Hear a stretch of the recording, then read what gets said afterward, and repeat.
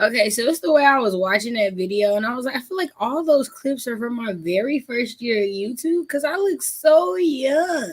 So, in other words, it's time to do a new video because those are all very, very old clips.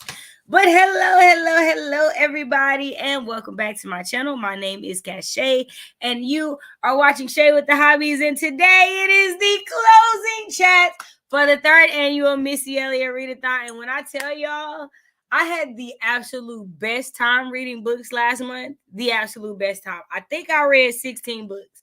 I think that's how many books I got in. I enjoyed myself. I had fun sprinting with my friends. I had fun talking about the book. So I'm super excited to be here and to talk with my lovely co-host and the author of one of the group reads and also a book that came out earlier this week. Do I have them both? Yes, I do. Did I enjoy them both? Yes, I did. Did I read them both? Yes, I did. So we're going to be talking about them, y'all. So I'll let my lovely co-hosts introduce themselves. Okay. Hello. Hi, everybody. My name is Day. My channel is A Writing Day. I occasionally post. I'm trying to get better at reading.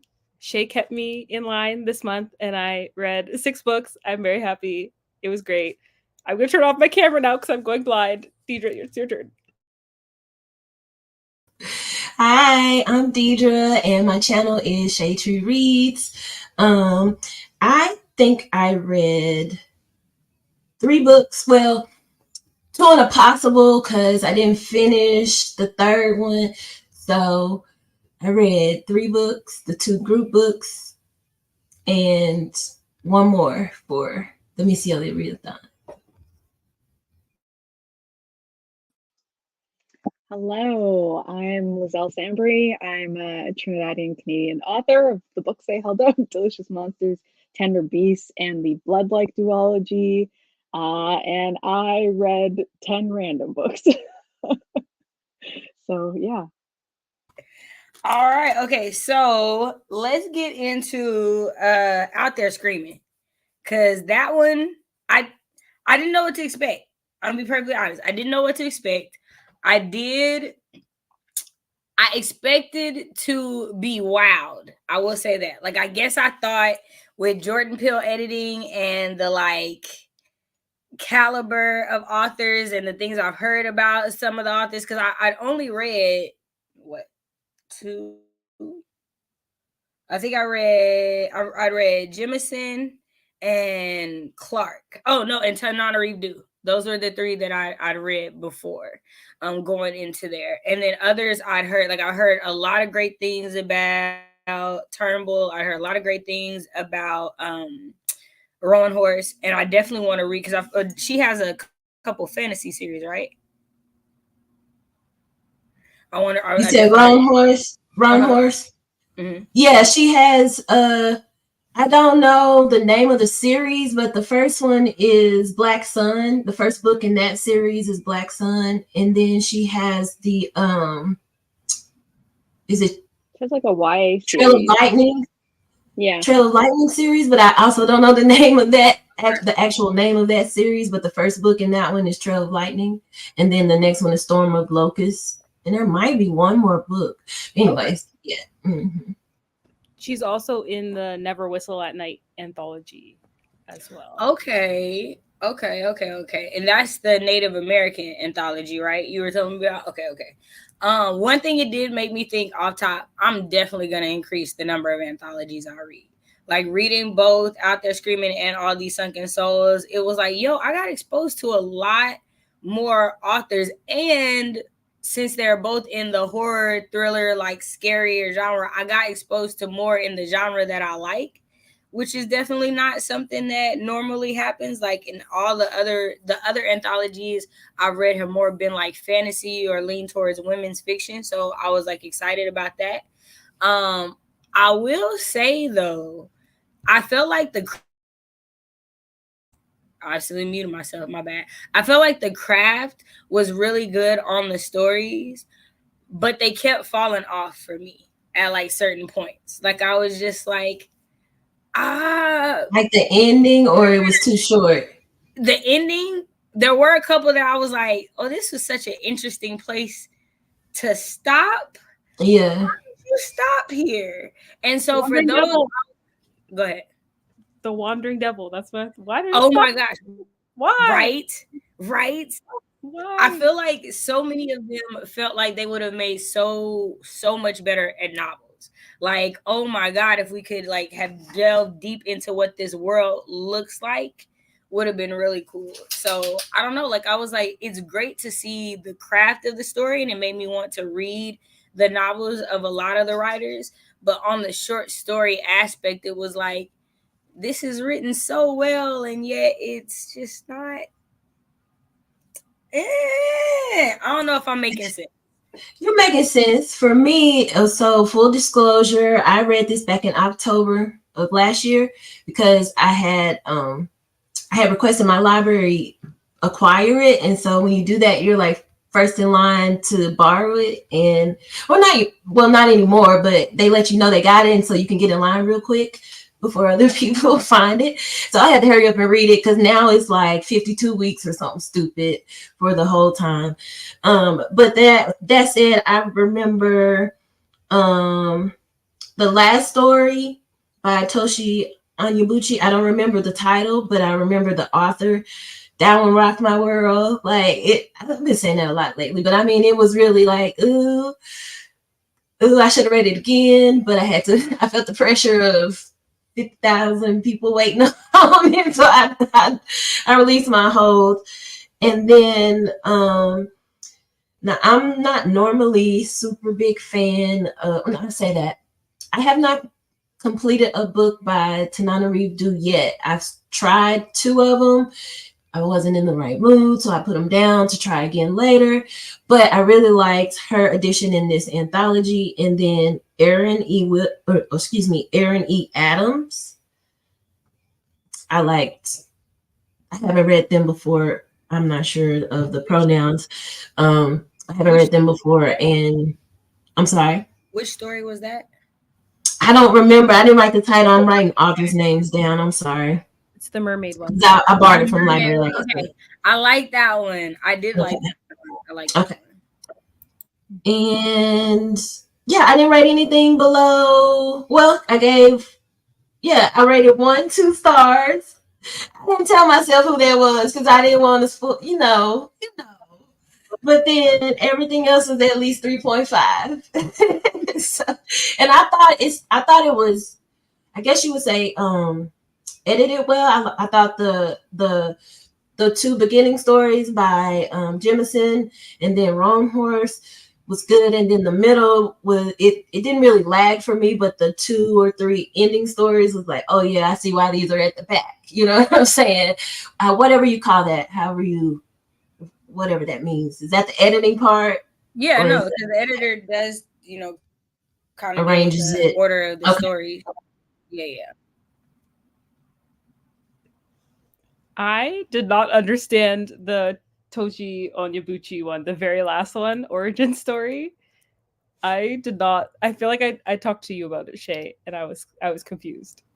I was saying that I thought it was very like a meta story. Like they could hear the narrator. So like they're practicing a play, but as the narrator is going there, wait, I don't have the role that I think I have. And so for me, as I was reading the stories, as much as I was like liking them orally, like listening to them, it was like I know I'm missing something. I know I'm not getting the author's full picture because I need to be able to see. So I was with Day. Like I figured that that's what was going on in the last story, but I was like, I know if I could see it, I'd get a better understanding of how it goes. Because no, that one was confusing for at the beginning. I know I ran that beginning back like 3 times because I was like, maybe I missed something. I don't think I heard it right. Hide and Seek was my favorite story. Hide and Seek, I was like, that and Flicker both had me like, okay, I like I like the ways these are going. And I will say that I think another plus for me was the fact that I listened to the audiobook because everyone had a different narrator. So it really like enhanced the experience of listening to the anthology, at least for me. Because I was like when I got to the last Obia woman, oh my God, Robin Miles and her accent. It made it one of the top 3 stories for me because she like totally like she was telling me that story. Like she wrote it, if you ask me. I know she didn't, but that was her telling me about her childhood, and I loved it. So yeah, no. Did I tell you I made my dad read me some of that story? So I was like, I remember saying you should, but I don't remember if you did because I was like, that's so cool. I made him read some of it, and then he was ranting about staying away from the Obia myth. He's like, "This is bad. Don't go near these people. They're real." He said he literally had a whole story about somebody that he knew in Jamaica, and I was like, "Okay, I'm gonna take my book back and just go read." But yeah, it works with the accent. Also, Flicker was so good. Like, I feel like I'm sorry, son, go somewhere else. Who's it by? L.D. Lewis, who I do not know in anything else. But I literally was thinking of this story for like several days afterwards. It was like perfectly put together. The hints were all there. And then the end, it's like bleak in the best way. Which one is that again? Is that the one with the phone call? Or am I thinking of something different? Flicker is the one where like their vision keeps going black. Mm-hmm. And like it starts with a plane crash, and then it's like the sky is falling, and very cool and very bleak in the best way. That was my favorite one. Yeah, I think that's part of why I liked hide and seek was like the clues and the setup, or I thought were really, really good. And then the execution. And I don't know, y'all know me, I'm a sucker for a good like first line or beginning, and that this is why I hate magic. Like when the way he starts like that and like going on, I just was like, I'm so curious about where you're taking this.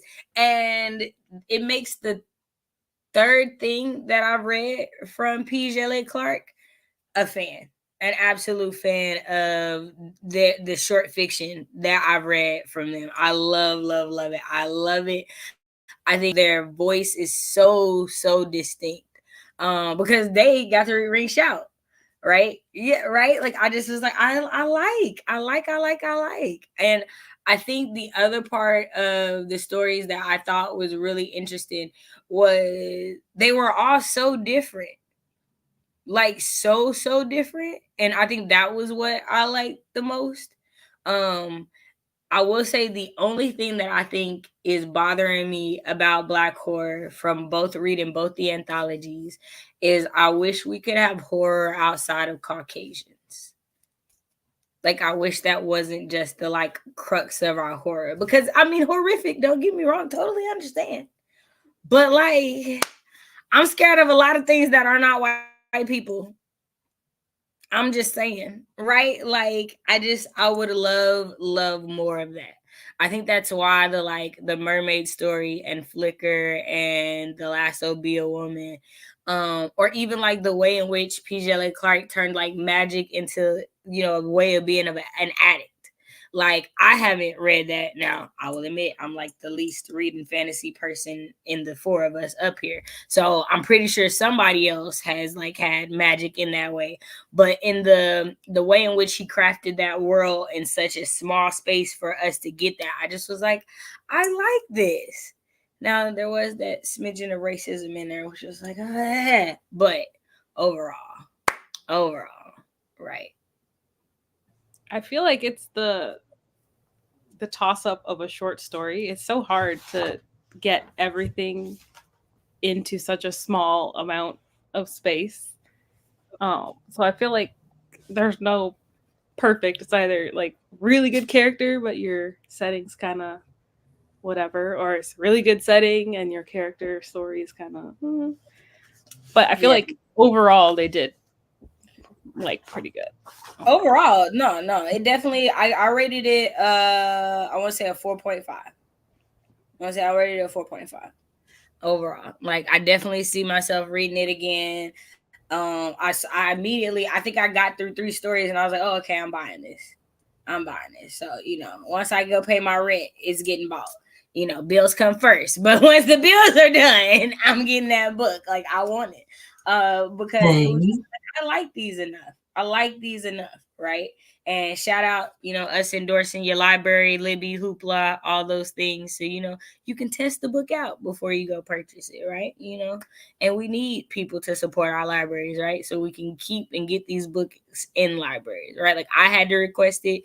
Deidre had to request it, so make sure you're doing that, y'all. All right. Delicious Monsters, y'all.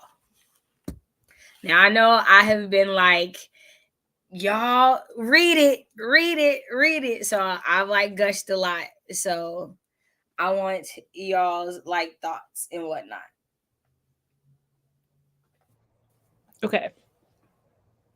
I was not expecting how it all came together. And I was very pleased with how it all came together.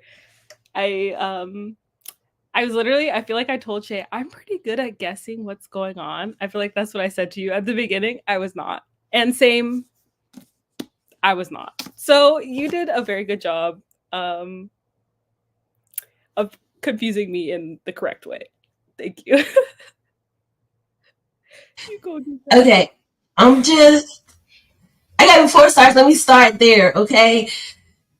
I wanted to fight Daisy. I wanted to put hands on her. I remember texting Shay like, why is she acting like this? It ended up making sense, and I will say I read it via audiobook only.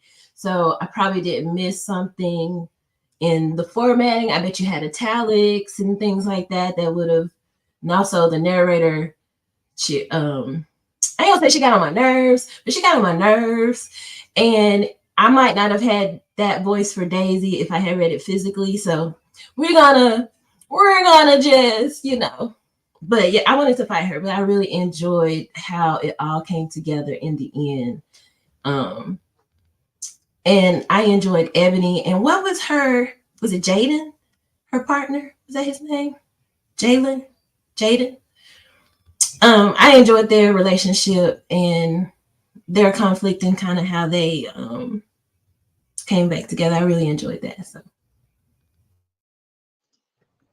I was like me sitting over here like, what did I name him? I changed his name a bunch of times.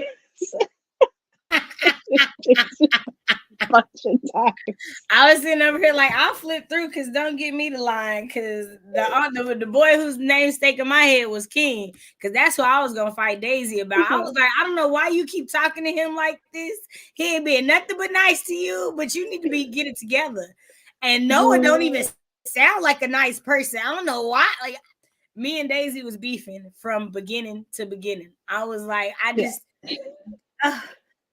but Lizelle knows this. Lizelle knows how I am. Like I was the same about Dom. I was like up here being mean to my baby Dom in this book. Like they be having my heart. And I just am I'm super appreciative of it, right? Because we don't, and a lot of Black YA, we don't get Black boys. We just don't. And then on top of that, we don't get to see Black boys in media usually be like softer and chill and not super extra hard masculine and things like that. And like, not to say that King or Don weren't masculine, because they definitely were in their characters, but they also weren't big macho men, right? Like they were very sweet boys. And I just loved being able to see sweet Black boys. And when sweet Black boys was getting done wrong, I was like, and literally one of my favorite parts was that Daisy and King didn't get together. Because the whole time I'm like, you don't deserve him. You do not deserve him. You don't deserve him. Listen. But That was so bad. I loved it. And I think the other part is I love that you write unlikable characters. I hate unlikable characters. Do not get me wrong. I be frustrated as all get out.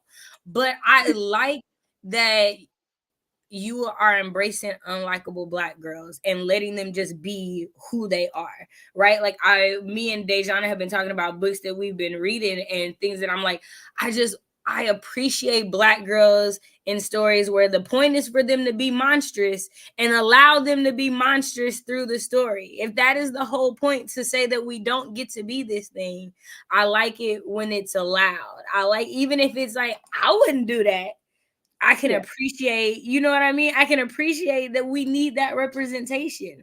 I can appreciate that that's there. And I'm thankful to know that there are books out there that are like that and that I feel still tell well-rounded stories and aren't like pigeonholing us in this, like, as a group, right? Because unfortunately for us as Black women, we know we represent us as a collective instead of us as an individual, right? And so I think one of the things that I love about the way in which you tell stories is I don't ever feel ashamed to be Black after I read your story. I don't ever feel like, right, you know, but like I don't ever feel like, dang, it sucks being Black, bro. Like I don't feel that after your stories, and that's a good feeling. Like that means a lot. And so I don't know. I just was like, when Delicious Monsters ended, and I was like, let me mess. You put your foot in this book. When I say I didn't, and I guess things, me and Dave, I read enough thrillers. I watch enough thrillers. I was like, I don't know what's going on. I don't know why this house wants to eat people. I don't know. I don't know. And here's the other part. When I didn't get an answer, I was still happy. I was like, oh, okay, that's perfectly fine. I'm okay. Same tender beast. Oh, okay. It just is. All right. That's good writing. When I can just be like, oh, no, you don't even have to tell me where it came from. This is just okay. This is the beginning. I'll stick with it. I'll go with it. I'll go with it. It's like that tough line with horror, right? Because like the more you explain, the less scary it gets. And so I always have this like push and pull where I'm like, you know, especially like my editor is like, let's like explain some like extra stuff. And so I want people to understand, I want you to get what's going on, but I also don't want you to fully feel like, you know, I've got this completely, like, I know every single detail about this. Cause then it's like, I'm like, is that scary anymore? Once you know every single detail. But no, I totally get the like when people are like, man, I wanted to shake this girl, I was ready to fight this girl. I'm like, I expect that because, you know, for like so long at the beginning of my career, I just described my books as like messy Black girls in like fantasy situations. And like that's what I'm really aiming for. Like, yes, she's going to sometimes be very frustrating and be very like, I cannot, like, you're making me so annoyed with you. But like to me, what matters is like you get why she's like that. You like you're like, why are you like that? But also you're like, okay, but I also like I get why you're like that. You're annoying me. But I understand why this is the person you are. And that's always what I end up kind of doing in those books. So I'm never like when people are like, what? Why wouldn't she just? And I'm like, I get it. I understand. But that's how she is. Okay, y'all, I'm so sorry. I saw there were like comments. My bad. Hi, y'all. Hey, wait, no, y'all. I'm not talking to y'all. Move. Sorry, I'm a dog mom, and they got excited. See, you understand. They got excited. Hey, Jaleesa. Hey, Deja. Same here. I was pleased with how it all came together as well. I too wanted to fight Daisy. King was my favorite character. Daisy did not need to do him like that. I wanted to be King's friend. I love how their friendship ended up being after everything that happened. That was one of the most beautiful things. Loved it. Also, okay, can we just talk about how in both books, I don't care if y'all have read Tender Beast or not, I'm not going to give y'all actual spoilers. This is just a content thing. Can we talk about how beautiful the conversation about consent is in both books? both are done so well. They are not long drawn out conversations. They're not preaching to, trying to give you all no, they're simply, it's okay to not be okay with something and say no. And in both stories, both examples of it were just immaculately done. They were beautiful. I thought that they were very sweet. I thought it was very tender in the Tender Beast one. I thought it was very tender in Delicious Monsters. And I say that because people act like it's a hard thing to do. People act like it's a hard conversation to have. And for some people, maybe it is. But if we took the time as writers, right, to include moments like these in our stories, maybe it isn't so hard later on, right? If every time a young person is reading a book, everybody talking about consent like it's like saying, "What's up, dog?" Well, then maybe we don't have so many people talking about things that have happened to them without their consent, right? I just thought it was beautiful and it wasn't preachy, and I just wanted to make sure I shouted that out because that was one of my favorite moments with King and Daisy in Delicious Monsters. When he talked to her, I thought it was beautiful. Even though she was still an asshole when he was talking to her, I was like, girl, this man is trying... He is giving you all the advice in the world right now. Like, why are you not? Be nice, okay? But I just appreciated it. I appreciated it so much. He was just he was so sweet. Oh, I loved it. I was saying, I don't know. No, and those things are important to me. And it's like both of those are characters who have had, like in both Delicious Monsters and Tender Beasts, it's characters who have had difficulty and issues with setting boundaries about consent. They don't really know what to do. They weren't able to do it. They have this kind of block.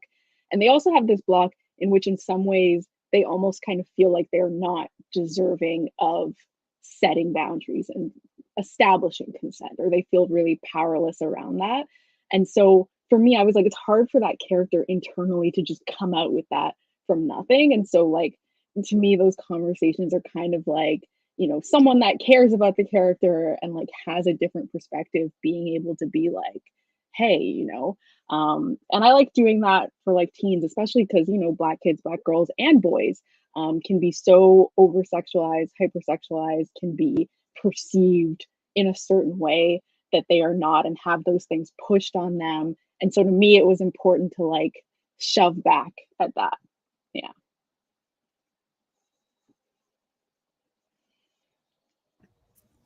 I really liked it. It was really well done. And protect my baby doll, okay? Also, I was gonna say thank you for saying every page mattered, because I know this book I know it's thick. I know it's a thick book. I know people are picking up that book like, why is this? Oh yeah, no, 500 pages. But I don't do that stuff lightly. I really like, if it's in there, there's a reason for it to be in there. At least from my perspective. Readers, you can have your own perspective, and maybe you're like, I don't know, you could have cut this. But for me, it all feels necessary. So, oh yeah, both books made me tear up. Both books made me tear up. I was like, oh my God, why would you do? But you know what she did do? She put content warnings at the front of that book, so I knew what I was getting before I got in there. I knew that. Another thing that I am so very thankful for, because I did have a book this month that did not have that, and baby, I've been talking noise all month long. Love the author, will definitely give the author another chance, but at the same time, we have to be mindful as authors, especially Black authors, of the things that we are putting Black readers through as they read our books, right? Like that is a mindful thing. Now, if you give me the warning and I choose not to listen to it, that's on me. Yeah. Right? Because we get warning labels with movies. They tell you what's going to be there at the top. There's going to be some nudity. Somebody going to be talking a little reckless. They're going to be, it really don't hurt. And I don't care what nobody says. I've seen the argument that it gives the story away. I can tell you right now, you can read both of Lizelle's content warnings and you ain't going to know what's going to happen in this story. I can tell you. As a And you person can skip who later it. read the second one, I still didn't know what was gonna happen. I was like, it's different. Okay. Let me And my thing is, you can flip past it. Like, if you don't like to read through content warnings and you're like, I'm like, you can flip right past that page. You can go to the next thing in the audiobook. Like, if you don't need it, go for it. But it's there for people that need it. So that's why I'm happy to keep being able to do that.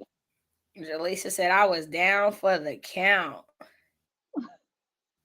I will say this. I have read quite a few books recently where I felt like the characters did not have a good arc. And I will say the Daisy on page 1, the Sunny on page 1 is not the Daisy on that last page, is not the Sunny on the last page. And for me, when I am considering what I love to read, when I'm considering books I'm going to recommend to children, because that's who the books are for, y'all, right?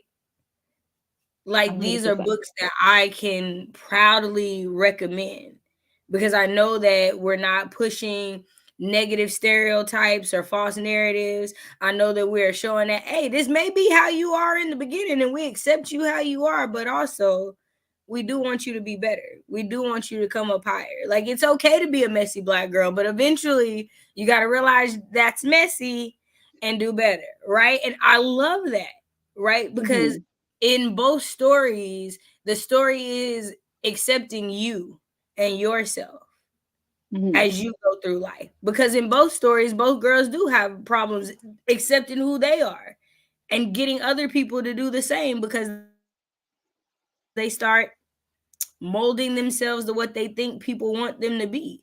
And me in particular, I love that someone is writing a message to Black girls that it's okay to be you and not change yourself to what you think other people want. Because in so many of these other stories, a good portion of the time, simply because they're in predominantly white spaces, all the characters are doing are conforming because that's the only way they can survive. So I'm just appreciative that we have a balance, if you will. Hey, Courtney, I enjoyed Delicious Monsters. Oh yeah, no. So the only bug I'm scared of is like I am deathly afraid. Like I will scream my head off, and the entire time I'm in this book, I'm like, "She my friend. I'm gonna keep reading. She my friend. I'm gonna keep reading." Because I'm a very visual reader, so I'm like, and I was trying to get into the creepiness, so I was totally listening to it at night. Yeah. So, sorry, not sorry for the Megans. No, they was were gonna make it through. They were gonna be there, but I understand the dislike of the Megans. I was like, this is crazy. Courtney says, I like how King said just because he in a small town doesn't mean there got to be racial issues. I like that. Yeah, no, I liked it. I think it was great representation all the way around. I loved Brittany. I ain't gonna lie. For a good portion of the book, it was like it'll be a Brittany chapter in a little bit. Keep going. It'll be a Brittany chapter in a little bit. Keep going. Cause I was like, Brittany was like my friend. Like our personalities was like, cause Daisy was working my nerve, baby. Daisy was getting to me, and I was like, nah, she'll give me Brittany a little bit, and then Brittany chapter be over, and I'd be like, what's the table of contents? What's the next? Okay, all right, I can keep going. Let me go to the next. Yeah. Brittany certainly got a more firm head on her shoulders. Oh, for sure. Daisy's a little like she's bringing the mess from that messy, and Brittany's like, I'm bringing some of this, but not as much as you. Right. I loved it. And I think it was funny because I want to say like when me and Deidre or Deidre was reading it, she was messaging me about it. And when Day was reading it, she was messaging me about it. I was like, I know, keep going. Just keep going. I was like, when you get to the end, you're going to be like, it all makes sense. Right. Like, I loved it. Like, I am a person that if the payoff ends up, I don't care how much time I put into it. If at the end of the book I'm like, you did that. You did. I don't even care that it took me however long to get there. And when it all came together, I was like, she got me. She got me. I didn't see none of this coming. Oh, okay. Here we go. What made you choose that particular book? I thought it was very gross. It was very upsetting. I also had like a very visceral, like I had a whole thing. When I first moved back to Toronto and I had my own apartment with my friend, um, I was not very flush with money, and I had bought these pork chops and I had them in the fridge, and I knew they were in the fridge too long. I knew they were in the fridge too long, but I thought, I don't have a lot of money. I gotta manage this. And I started cooking them, and the rancid smell from them. And my roommate was like, "You cannot eat that." And I was like, "Okay, okay." And I put it in the garbage, and I left it there instead of immediately throwing it out. And then I went back to the garbage, and things had blossomed, and I had to throw that entire trash can away. And I just feel like there's something about that burrowing into meat, into flesh, like coming out of nowhere and being so upsetting that I was like, yeah, well, that's sticking with me, and that's going to be relevant to this. So that is why that particular bug.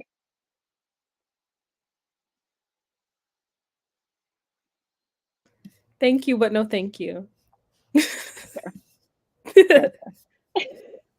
No, like I literally very similar reason why I don't like them. Very like at home childhood memory, and it just no no. I'm And they're cool. I'm cool. very invasive too, which is like a part of the book that's sort of invading that fits with them.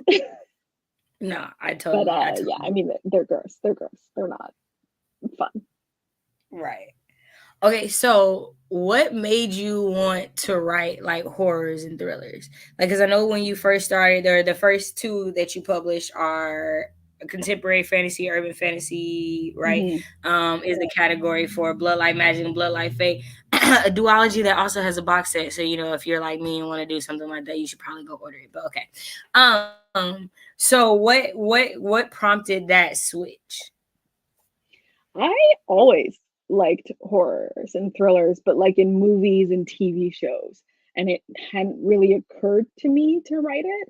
And then I happened to be like hanging out with a friend, and I remember she was like talking about like trends and that sort of thing coming up. And she was like, "My agent thinks that horror is going to be really big." And I was like, "Huh."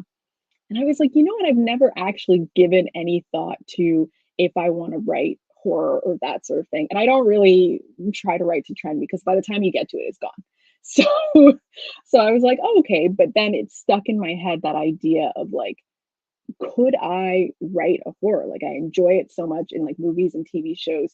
Could I actually like manage that in a book? And at that time, I didn't really read a lot of horror books either. So then I was kind of like felt very ill equipped.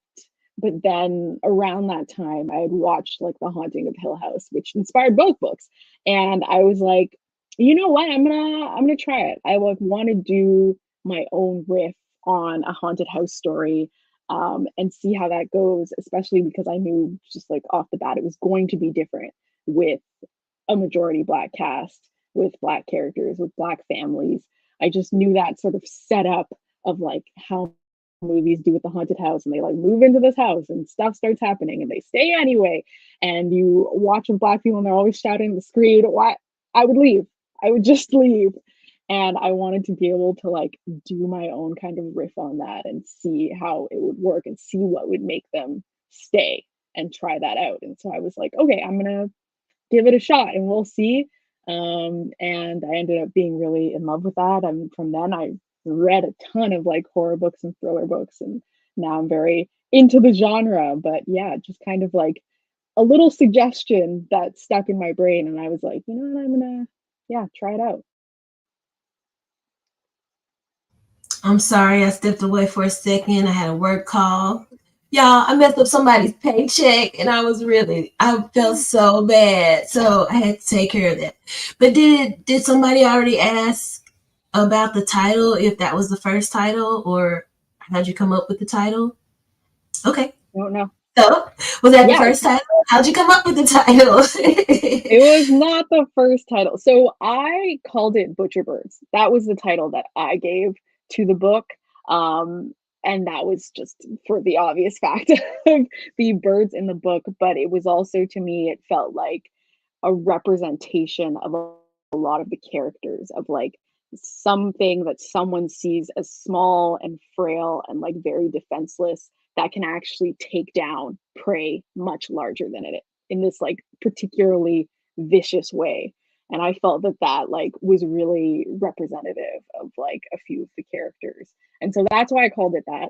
And then you know, when you are in traditional publishing, you are not the only person involved in your title. So they get the marketing team, the sales team, all the people involved in that. And they just felt like Butcher Birds was really like, like they felt it was like a little too aggressive and a little too like, I guess, scary. So then my editor suggested a few titles, and one of the titles she suggested was Delicious Monsters.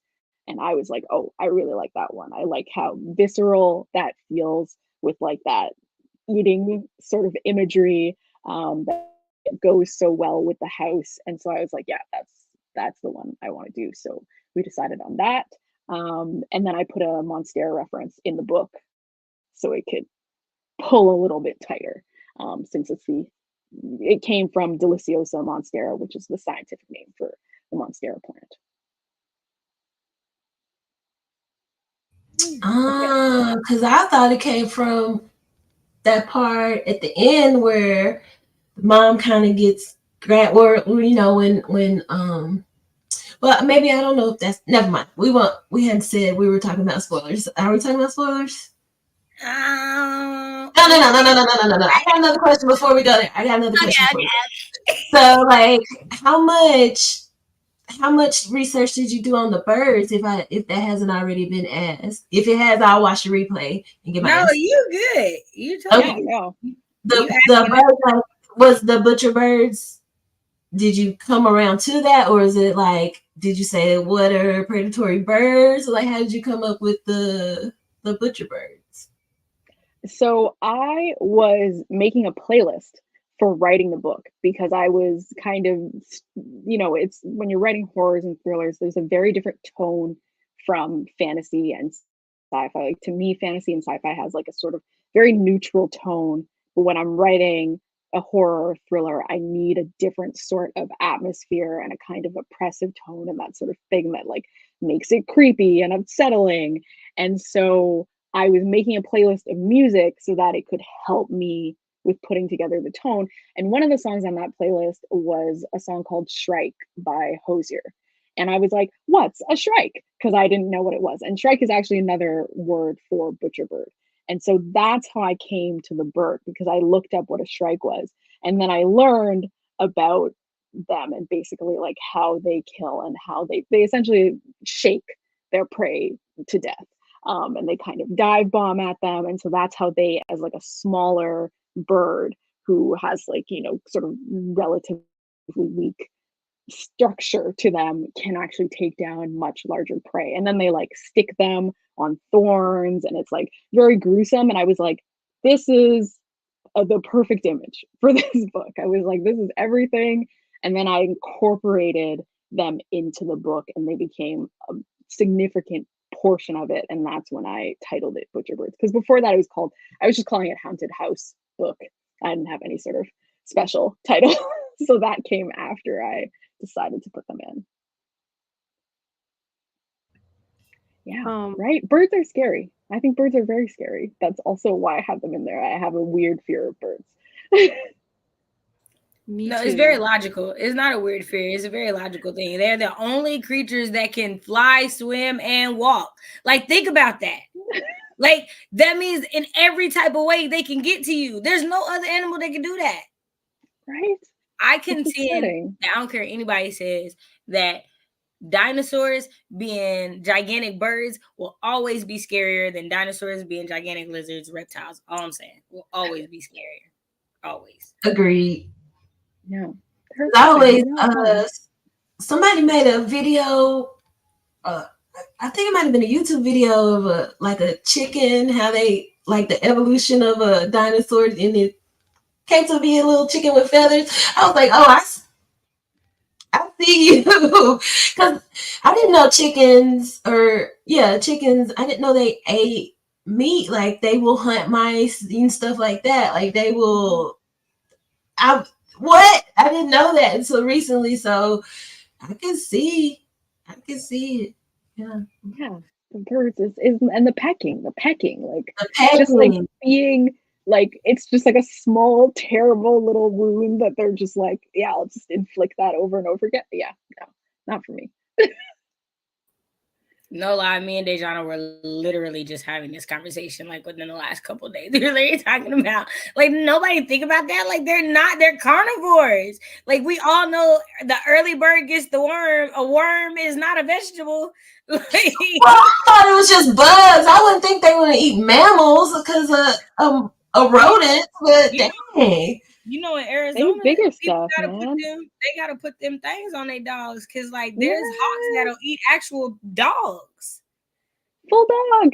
Somebody's in their bag with the little protective spikes, with the vest and the collars for the dogs. They're in their bag. No, no, get behind me, Satan. I don't want it. Yeah. I don't want it. I don't want it. I don't want it. Okay, I have a question. It's a writing question. I was watching your most recent video for Tender Beasts, and you were talking about like pairing, the pairing of Delicious Monsters and Tender Beasts in your proposal, and people not being sure about the vibes. How did you go about getting those two books to kind of match up, if you know what I'm saying? Yeah, so they didn't really, I guess, match up in the beginning because my thinking was, I'm writing two standalones. They don't need to be like each other.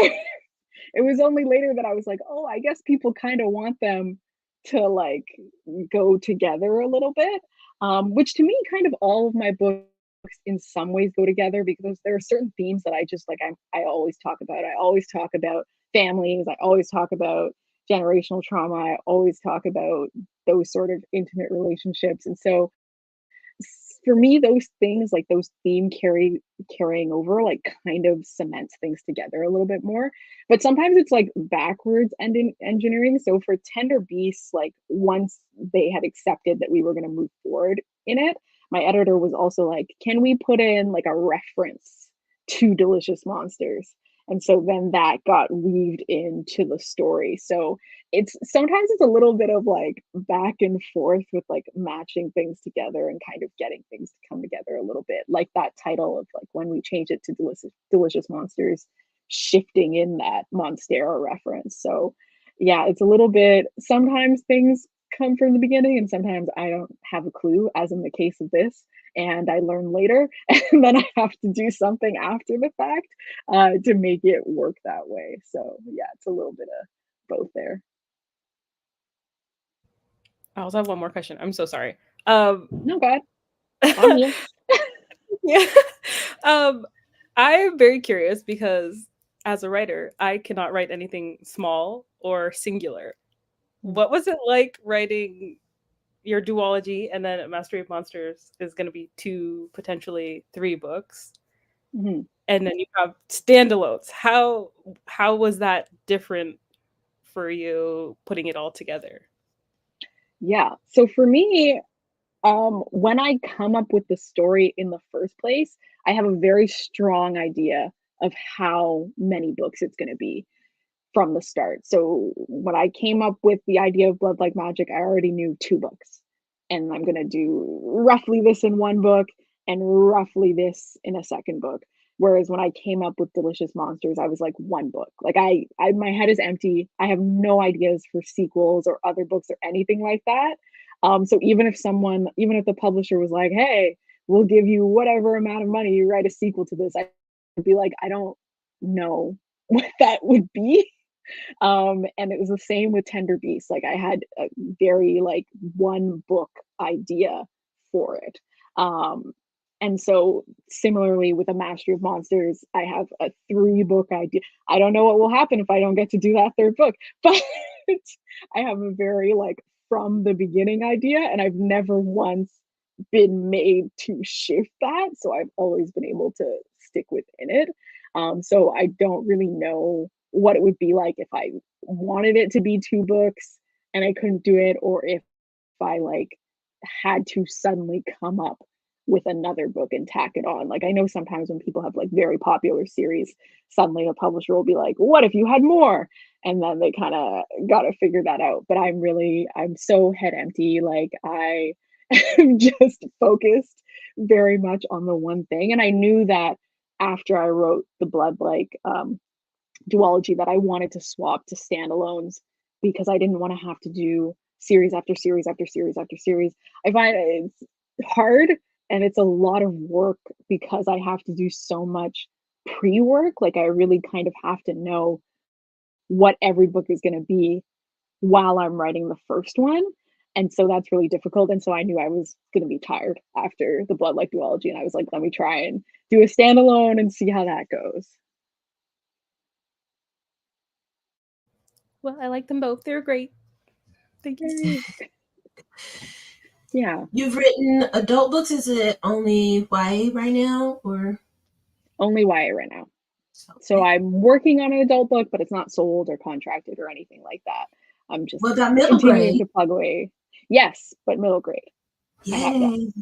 I love it's something about middle grade that just is over YA for me. I just really love me a middle grade. They're very sweet, and it's like a very different thing. Yeah, Yeah. they are, but I appreciate them because I feel like you get to be so much more imaginative with those with middle grade. Well, at least that's what I find. The ones that I like, they're very creative, in the way that they approach whatever subject they're into. So I'm excited. I look forward for those. Yeah. No, I totally get it. Especially like, it kind of in some ways reflects the mind of the age category, right? Like I feel like younger kids, like there's this big expanse of like anything could happen. And as you get older, you start to narrow down a little bit of like, these are like the things that I like and I'm interested in and I'm focused on. And then when you're an adult, you get like real narrow or you can open back up.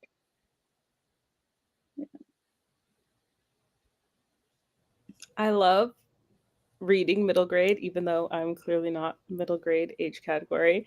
But it makes me nervous to write. Like I have not tried to go into that space because I feel like even with YA, like it's a vulnerable population of readers, and then you go even younger, and I feel like the lesson is always super duper clear in middle grade, which I love, but also I feel like that's really tough to come across correctly. Yeah. And it's so different too. Like I like the middle grade I did is IP. So I did a novel for He-Man and the Masters of the Universe. So it was also like very different too, because like they're technically teenage characters. Like the characters are technically like 16 and 15, but they're looking for like a middle grade voice and a middle grade sort of like action adventure style. So there's like a different sort of focus. But yeah, it is like I still find that to be very different from like an original IP middle grade story. So even I'm like, I don't know what would be going on, even having written that, just because it was like such a different kind of silo type thing. And especially because the characters already existed. So it was like writing a fun fan fiction for like a middle grade audience. It was very much the experience for me. Okay.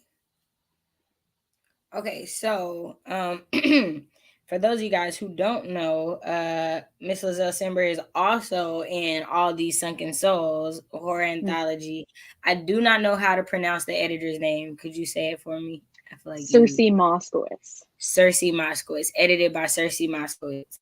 Me and Dejana read it over this. And so, speaking now that you talked about writing your standalones versus your series, what was it getting into your short story bag? Because these babies is thick. They thick. So what was that like? Yeah, and I mean, the short story is not the shortest in the collection. It was definitely not. It was definitely not. Like, that was one of the first little laughs that me and Dejan had. Just like, I love it. I love it. It's such a fun story. It was so funny. We did a live together and we were talking about how we all like turned the book sideways because you can see the breaks between stories to make sure to see if ours was the longest. And I was like, it's not me. But yeah, it's certainly not short. But for me, it was a very different approach because I've written short stories before, but I wrote them in university. I did adult literary short stories, so it was very different because I was doing lit fic, like certain plot elements less important than theme character things, whereas like writing a more commercial short story, I was like plot and characters significantly important. And for me, I ended up approaching it like a kind of small novel. So I use Save the Cat as a structure to craft my longer novels. And I basically just like squished it down in order to do it for the short story. And so I looked at all of those same beats and did it that way. And then because I decided to do 2 timelines, which is really what made it long, but I decided to do 2 timelines.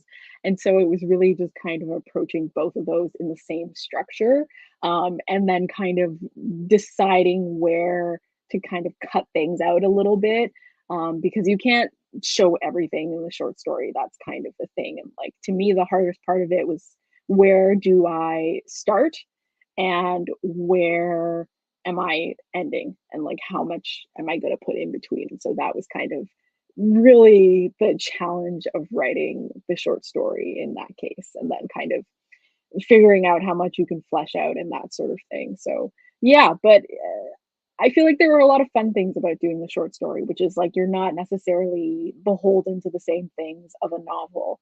I find you can go a little bit more off the wall with a short story, and you can be a little bit more experimental with things you might not do in novels. So I liked that part of it.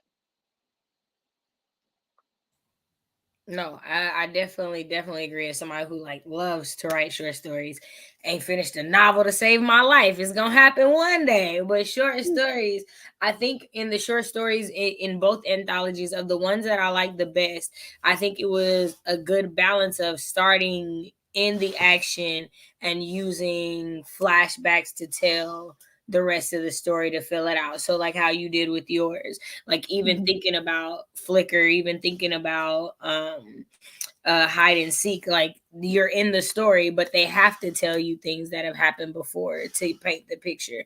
And so I think that, you know, in the way that you did, I think you did a really good job. So I was just curious. I know that this isn't her normal, so I'm curious on like what that was. So from a writing perspective, how different was the editing process and the dealing with that as far as like with an editor for an anthology versus when you're working with one for a novel? Yeah, to me, the like actual like nitty gritty of the editing is pretty much the same. Like you do the same kind of like you get your developmental edit letter and they write a letter with like big picture things that they'd like you to address, and you address it, and then you do kind of line level things, that sort of thing. So all of the actual like technical aspects of the editing were pretty much the same. But the thing that was really different for me is that I've written all of my novels with the same editor, with the exception of the He-Man book. And so it was more just kind of like getting used to working with a different editor, just because I have a specific sort of like flow and like style with my editor. And I kind of am aware of her like editorial voice and like how she gives feedback and that sort of thing, where it's a little bit different. Like when you're working with a different editor, it's just kind of a different personality, a different sort of thing. And then, of course, with an anthology, you have two editors. So you have the editor from the publisher, and then the editor, which is the usually an author that has put together the anthology too. So that's a little bit different of like, but I think they worked together first and then it came to me. So they were like pretty aligned on things. And so that wasn't too bad. But yeah, it was mostly just the like difference of like working with somebody new. Okay, well, that actually spurred a question I didn't realize I had, because I didn't realize the two editor things. And as you said, I remember seeing even on the Jordan Peele, like there's someone else's name next to his on the editing line. So when you say that there are two different editors, what's like, I guess, the primary difference between, is the editor, like the editor that edits your books, just the one who does like the proofing and things of that nature, and the other editor does like story development or those kind of things? Like what's the difference, if you can speak to that? Yeah, so they're both, like, from my experiences in anthologies, they're both kind of doing both. So they're both gonna comment on like your developmental edits, and so they kind of work together on their own, and then you get kind of like a cohesive set of developmental edits. In this anthology, they both did line level edits, but I believe in my anthology, which is a middle grade anthology. Yeah, I written a middle grade there. Yeah. um, so in my middle grade anthology, it's a bit of a mix of why when I wrote for that anthology, they weren't saying one age category, one or the other. And so I ended up doing like 15-year-olds because I never get to do them. And so to me, in my head, I'm thinking of it YA, but it is like a middle grade anthology. But for that one, just kind of the publisher editor really did the like line level edits. Like they were just her comments. I'm not sure if the other editor maybe also made comments, but those were kind of the only ones that I saw from that section. So it was a little bit different. So it seems to kind of depend. Okay. Got you. Did you ladies have any other questions for Miss Lizzie?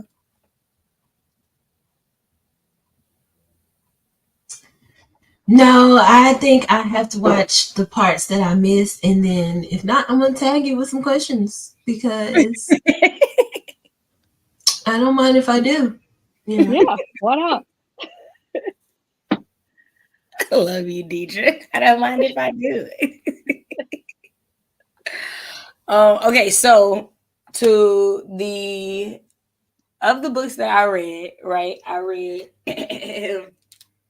all 9 of the 10 Mildred D. Taylor books from 1976 to 2020. Where's the other one at? 21. It's over there. 22. When I say that is my true goal, to write something that can span that much time, like for her writing career to be older than every single one of us on this screen, and like still writing and still selling and still making money, like that is truly a goal. And I was like, as I was reading over this past month, I was thinking about how much the books we read as kids really do like shape us and shape, our thoughts and our views on the world. And how, and not a near one of these books is really like happy, because they all set in the past for Black people, unfortunately. But when I say I was so happy just reading the books and just enjoying the characters and the stories, right?